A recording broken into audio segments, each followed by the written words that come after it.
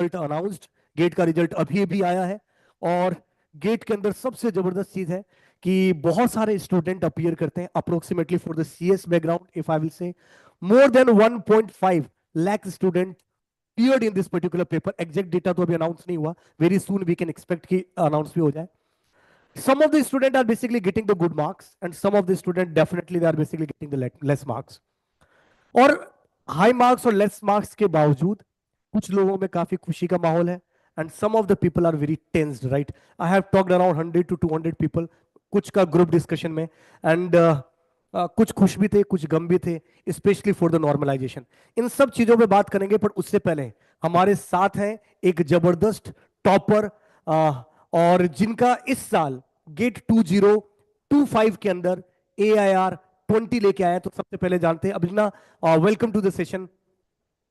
Hello everyone. Thank you for inviting me here. Okay, तो Abhigya please tell me something about you, where you have studied और क्या आपका background रहा है, कैसे कैसे आपने प्रिपरेशन करी when you have started the preparation of GATE examination. Yeah, sure. So I completed my BTech in Institute of Aeronautical Engineering from Hyderabad. It's a Tier 3 college. And actually, I didn't plan to prepare for GATE in the entire of my BTech. I never thought of GATE at all. After I've passed out, because of certain circumstances, I had to like find a job and stuff. So what happened was I was trying to find, but I was unable to. In that time, I thought of writing GATE around September. I thought of writing it actually. It was very late in my opinion, first of all, because September you only have around 5, 6 months, obviously. So I thought maybe it's not possible, but then I thought we'll give it a try, and if it doesn't work out, we can see, because anyways I've had the gap in between, and getting much more gap, I didn't think at that point was a loss for me. So what I did was I made a very big schedule. Like I wanted to, because I was at a time constraint and I was also very desperate in that situation. I think any schedule I made, I was trying to follow it continuously. What I did was I planned to complete my syllabus by November itself. So September, October, November, literally 3 months only for completing the syllabus. And Oh, I didn't believe I will be able to complete it as well, but I actually completed in 3 months. Literally, I used to like sit, keep watching lectures in 3x speed, 3.5x speed, whatever speed. If it's English, then I watch it very fast. If it's Hindi, then I had to like slow it down because I'm not very well versed in Hindi and stuff. But if it's English, then I watch it in whatever speed fastly. I used to write notes. And obviously, I didn't have time, so I didn't write very long notes, but they were not very short also. I think it was like just enough notes for me to go back and read faster. The one drawback of this is like you can't revise because there's not much time for you to allocate separate time for revising and stuff. But still I completed everything in around 3 months. But if you complete syllabus in such a short span, what happens is you can't go much in depth and you can't practice a lot of questions. You can only like do what you have in the specific time. My plan was to do PYQs later after completing the syllabus. But then I realized one thing is like, if I'm studying something and if I don't get into my memory at that point itself, like practicing on that, then later on, if I again take it and study, I literally did not remember anything. The first subject I started was with maths. So after a few days, I tried to go back and see if I can remember anything. I literally felt like I don't remember anything. So from then on, what I did was whenever I complete a subject, I did the PYQs along with that as well. So my plan was very simple but very hectic as well. It's at your own risk to complete a schedule like this. Each subject gets 1 week. That's all. In that 1 week, I need to complete the syllabus and I need to complete the PYQs as well. So each week I just had the target completed it in 3 months, and I was also in shock that I completed it in 3 months. But after 3 months, one thing I realized is I don't remember most of the things. Everything evaporated. And the next thing, what happened was I lost my PYQs. That's one of the biggest disappointment I had. I literally wrote very clearly, like for certain questions which were very important, I wrote the answers with some points and all. I lost all of them. But I think that was also one of the good thing, because now I had to sit and do the PYQs again. I think that came as an advantage because now I can have some practice again. Else I would have just written some tests or something. So I think till mid-December or something, I had to do PYQs again. And after mid-December, I started a mock test or topic-wise tests and stuff. What okay, happened is, if I have some subjects or topics which I'm not well versed, I first do topic-wise test and subject-wise test in that first, Okay. and then go ahead and take a mock next. Like one day for subject-wise or topic-wise test, and next day for mock test, something like that. In the mocks, we can analyze it, right? I can know which topics I'm not able to solve. And obviously, in the beginning, I had a lots of silly mistakes, literally lots. I used to be like, will I even be able to, get good marks and gate with these many mistakes? But I think it just takes some practice with the gate. Most of the time it's the practice only. You have to just sit and keep doing, and then you will find the pattern in your mistakes, the way you're doing stuff with your subjects, or how you're thinking and why your perceptions are certain things are wrong and stuff like that. So Okay. yeah, do mocks Abhigna, and one thing analyze. more. Actually, the Yeah. few students are basically asking the one doubt, ki what Yeah, is yeah, your sure. rank? How many marks you got, and in which shift, and what Okay, is the okay. normalized marks? Okay. Sorry, I missed that, I guess. Yeah, I was shift one. My raw marks were 91.67, but it got normalized to 88.06. So that's my rank right now is 20. Okay. So now please proceed. Yeah, I wrote mocks continuously. I think my lowest was around 45, I guess. My lowest marks were around 45. I think, and my highest came, my last mock I ever wrote, that was my highest marks, around 75. And I just stopped there itself. I didn't want to write any more mocks because, and there was no time as well. 1 week was left. And I didn't want to discourage myself because I already got good marks. I just want to go with that mindset that I can do this. So then I just kept revising. I also made very short notes, like literal notes which fit in one page. I used to read them every day, like formulas and some important points which were there. Each subject gets one page, and I used to read them every day so that I don't forget the content I made. I did that for around 1.5 months. So there was no problem with remembering stuff, and there was no problem with anything. And in the exam, also, I think the main thing in the exam is you need to have that calm mindset, because I've seen a lot of people after coming out of the gate exam saying that they got nervous, mainly in shift two. People, I think they got very nervous seeing the paper, like what is this, what are these questions and stuff. I think no matter however the paper comes, if you're finding it difficult, then people in your level will also find it difficult. You have to go in with the exam with that mindset only, else if your mindset crumbles, then your exam also crumbles. So being having that mindset in the exam is also very important. And I think as being in shift one, I think it came in my favor with me having a calm mindset as well, because the questions felt easy when I was solving them. And even at exam, I think you need to have a time management. You have to prepare how much time you'll take for solving the questions and how much time you'll take for, going back and revisiting them. I did that also. Whenever I was doing mocks, I used to time myself and see how much time I'm taking. So my plan was to take around 2 to 2.5 hours, depending on the question paper difficulty, to complete all the questions. At max 2.5 hours. I need to have at least half an hour to go back and revisit questions to see, because I make a lot of silly mistakes. And every time I go revisit, I actually find some of my silly mistakes. So I wanted to revisit questions always.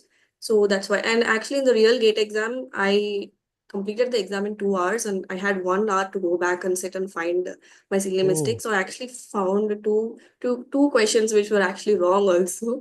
Like, I think it is always very important to go revisit if you have silly mistakes. At least like me, I have silly mistakes a lot. So I've completed the exam fastly and then went revisit. And that's why I think my accuracy improved a lot over the period of mock tests. Like at first it was like very bad, around 40% of the questions. I mean, if you don't know a certain question, it's a different thing. But if you know it and you're making it wrong, then it just feels bad later on. That's why. yes. Abhigna, one question asked from the Subham, right? How many hours you are basically devoting for the in a Yeah, one yeah. day? Yeah. So if I'm taking on lectures, like if I'm seeing lectures, then it will go from 8 to 10 hours on that particular day, because I needed to complete the syllabus faster. But if it's like I'm doing PYQs or I'm trying to solve questions on that particular day, then it will go from 6 to 8 hours. I don't stress my mind that much on that day. So on an average, 8 hours you take, because I am a dropper. I had a lot of time, so I could take 8 hours. I don't know if you are going to college, then you can find a different schedule based on your things. And you have studied only for the around, you can say that you have started your journey of the gate. Are you 2024 pass out or 2025? 2024 pass out. Okay. And then you have started your preparation in September September. Yeah. 2024. Yeah.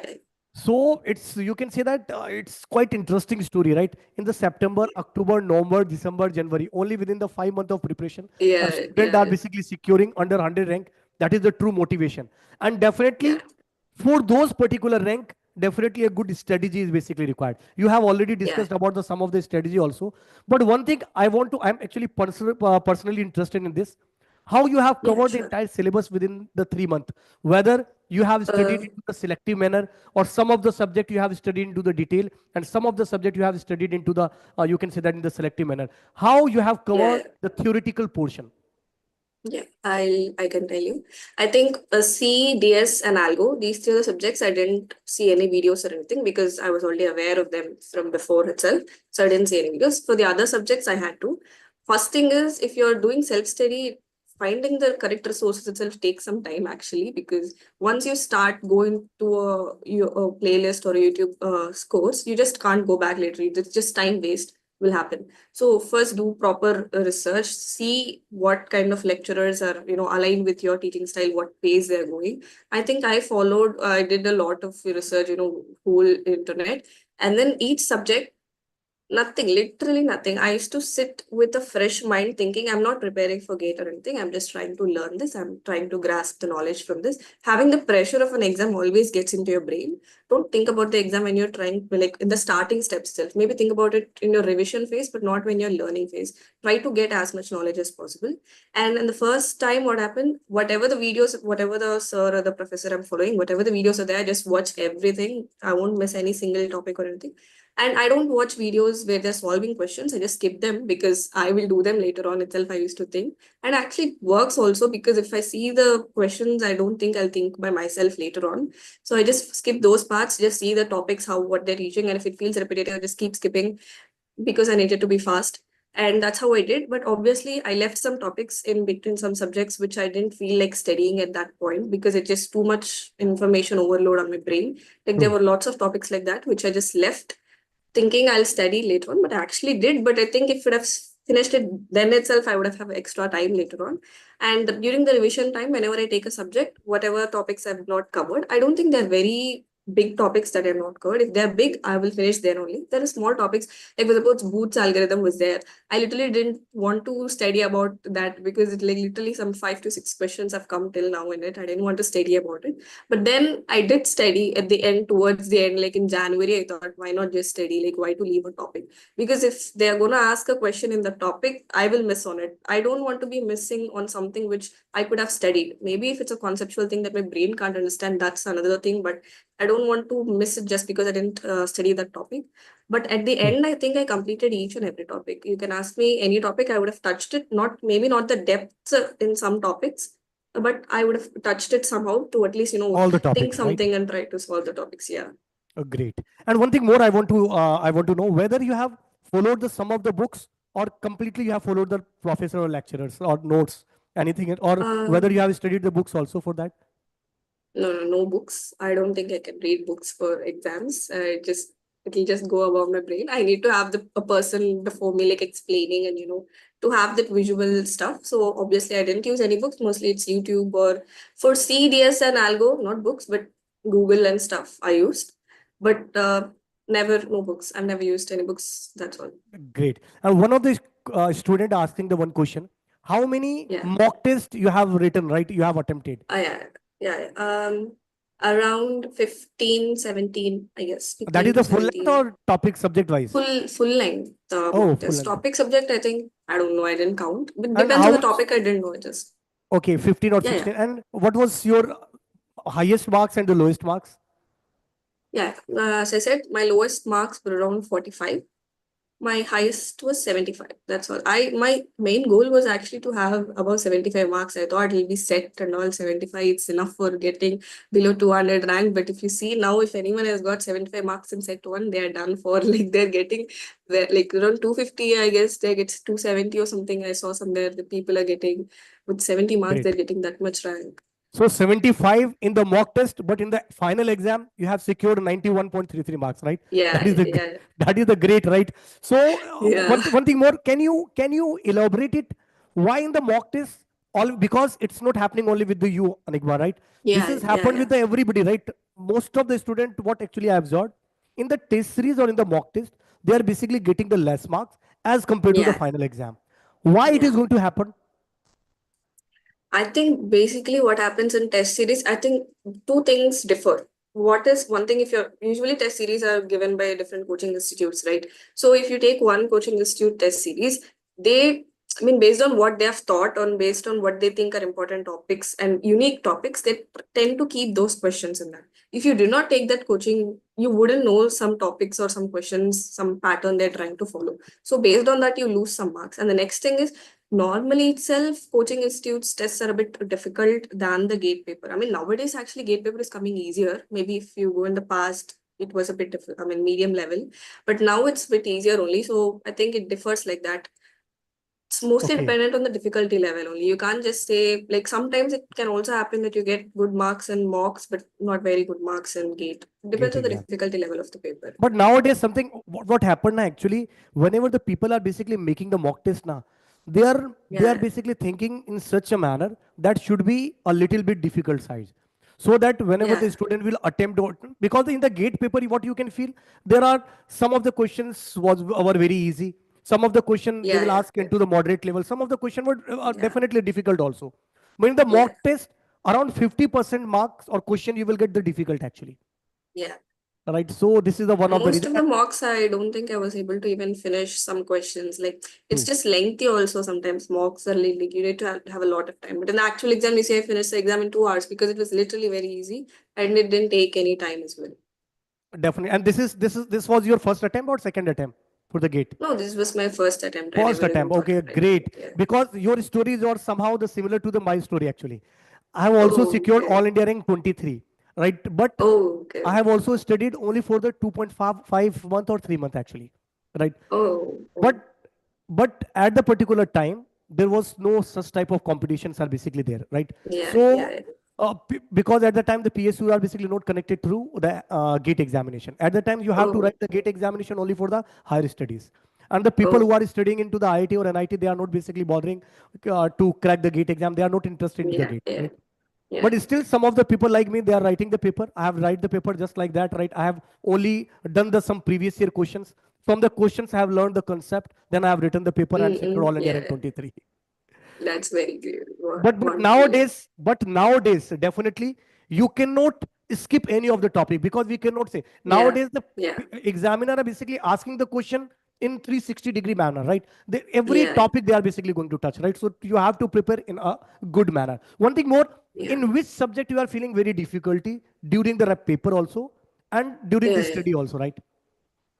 I think actually during my BTech, I used to like TOC as a subject, like literally. But when I was preparing for GATE, when the decidability and all of those came in between, I was like, what? Like, you need some practice with that topic. Unless you see the pattern in the questions, you wouldn't True. understand what applies to what things and stuff. And that too, when you're doing self-study, when you're trying to find resources on the YouTube, one person says something, the other person says something. It was just literally confusing to me.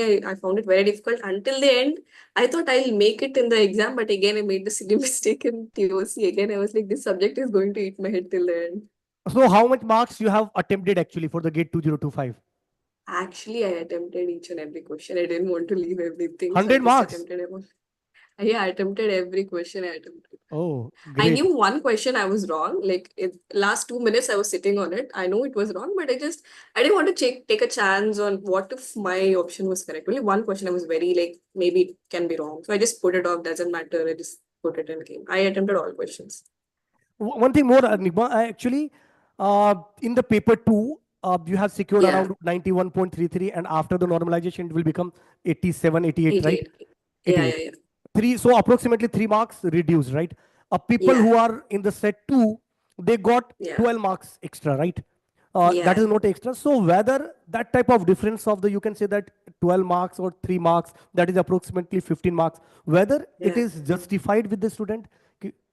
I think it is totally like unfair for the students for both set one and set two as well. What will set two people do? Like they got a difficult paper and they can't do anything.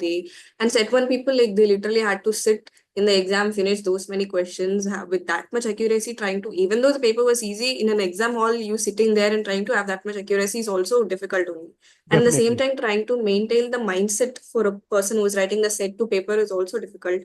We can't say anything about this because normalization also works like that. It's like we can't do anything. But I think the institute, the IIT Roorkee should have done it better. Like make two papers in the same difficult level. Like they're not going to lose anything, right? If you wanted to test the people or the students, make two papers difficulty only. What's the difference? Like make two papers difficult, then you will find the level of the students. True, true, true. Trying to make one easy and trying to make one difficult is like very different. And also in the difficult paper, also I've heard that there were some topics like in each topics they've asked some questions, right? Maybe a True. person from set one who had like as I said, I studied all those topics. If I have written set two, maybe I would have gotten better marks because I've studied those topics. Who knows? Because that kind of regret will be left in the students based on True. this. And that much marks of normalization, I don't think it justifies. Maybe they have to change the difficulty because level of the paper if you're conducting in two sets. Definitely, because earlier what actually we have to deliver to the student, na? Because the gate paper was very balanced, right? You can say Yeah, that yeah. about 50% questions were easy, right? Mm-hmm. 30% questions were moderate, and 20% question were difficult. Like that, in the every year they are Yeah, maintaining like yeah, this. yeah. In this year, Yeah, making the one paper easy, one paper difficult, it's not justifying, right? Yeah, yeah, whether you have to make both the paper easier or difficult, yeah, so that both yeah, the student will get benefit or disadvantage, like that it is going to be happen, yeah, yeah. right? I Last know year at the also end of the happening. day, Yes, yes. yeah, it's okay, it's okay. You can continue. Last year also happened like that, but the normalization factor was very less actually, we can say that. In this type of huge amount, मतलब 15-16 number का difference, it's Yeah, never yeah, yeah, yeah, justified to the student, right? yeah, Because people who have written into the second paper, suppose second shift, and yeah, they yeah, got a question in which more time they have to devote. Suppose all the yeah, question, yeah, all the options they have to verify to get the correct answer. So they are yeah, devoting more time. Suppose 10 to 12 minutes they have devoted to the what time, they indirectly they will get the pressure. So in the next yeah, question, yeah, they may do the mistake, right? They will get the yeah. pressure. So how you will measure the pressure, right? Yeah, the Simple. mental ability of the student can't be measured with normalization. It's just random marks you're putting into the formula. Some mathematical things just can't, do stuff like this. At least you have to True. maintain the same level for both the sets or conduct it in one set or find another solution rather than, putting fights between set one and set two students. I've seen people just fighting when the, response sheet come out. Like set one people were True. like, no, that much normalization is not possible. Set two people were like, it's unfair for us. Then there are no toppers in our set, then we will be like around 300, 500 ranks and stuff like that.